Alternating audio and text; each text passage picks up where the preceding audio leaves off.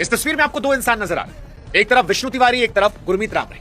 विष्णु तिवारी वो इंसान जिसे गलत केस में रेप के आरोप में जेल भेजा गया और 20 साल बाद बेगुनाह कहकर उसे छोड़ा। जब वो लौटा तो उसके मां बाप मर चुके थे, जमीन बिक चुकी थी, जवानी सलाखों के पीछे खत्म हो गई थी और बाद में कोर्ट ने कहा कि कसूर था 20 साल का। और इसी देश में एक दूसरे इंसान है गुरमीत राम रही। रेप केस में 20 साल की सजा तय हो गई है, आरोप नहीं है, केस में आरोप सिद्ध हो गया। सरकार की हत्या के मामले में उम्र कैद की सजा, लेकिन साल 2017 से अब तक 16वीं बार पैरोल पर है।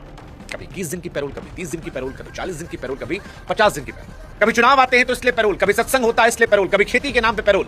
ऐसा लगता है कि जेल प्रशासन इवेंट मैनेजमेंट कंपनी है, या ये जनाब जो है ये कभी कभी जेल में आ जाते हैं क्योंकि 400 से अधिक दिन तो बाहर रह चुके हैं।